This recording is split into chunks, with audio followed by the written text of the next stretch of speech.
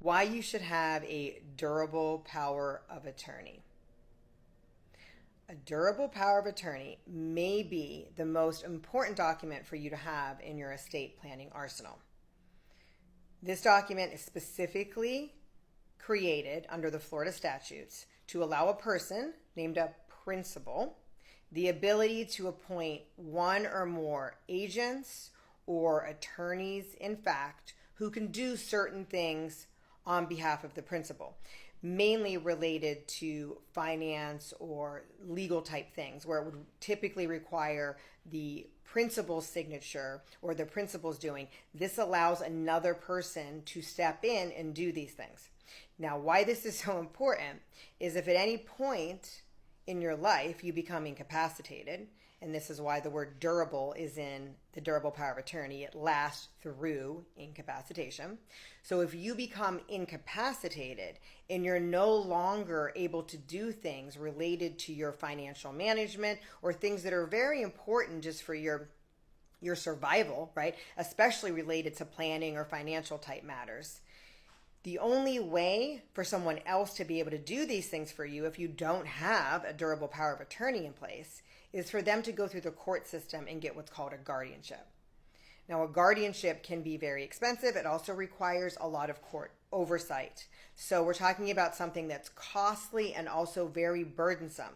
It's burdensome on the person who has to do it. It can also be burdensome on you. Also, your rights get totally stripped in this type of an action. So by having a durable power of attorney in place, you're actually able to appoint people who you trust. So very important, these need to be people who you trust, but you're able to appoint people who can do things for you to hopefully prevent a guardianship. These are people who can do banking for you. They can open and close accounts for you. They can settle out a credit card debt for you. Things that normally only you can do. Now, it's very important. I'm going to take this a step further. It's very important that you get a durable power of attorney in place that grants broad powers. We want this because we don't want important things to be missing, that if your agent can't do them, it can be very, very problematic for you and also can lead to sometimes a very, very expensive mistake. So a lot of times, durable power of attorneys will be 11 pages long, 10 pages long, print them off the internet, maybe 5 pages long. The durable power of attorney that our office uses is a 30-page document, and it's meant to be very broad. As an example, the agent under the durable power of attorney should have the ability to make gifts and should have expanded gift powers. They should also have expanded powers when it comes to creating a trust or modifying a trust. A lot of this has to do with the fact that if you do become incapacitated and need government benefits after you're incapacitated, something like Medicaid, the agent should have the ability to apply for government benefits and public assistance on your behalf to reduce your out-of-pocket cost for long-term care and healthcare needs. There's ways that the agent can take care of all of this for you as long as the right wording is in your durable power of attorney. If it's not, then they're not able to do that. There's also ways to reduce taxes through gifting or through moving certain things around. And if you don't have the right language in your durable power of attorney, your agent is not able to do this for you. So a couple key takeaways. Obviously, you want this to be someone who you trust. I mean, they do have a lot of control, and they are going to have control over your finances. So you want to pick someone who you know is going to have your best interest in mind.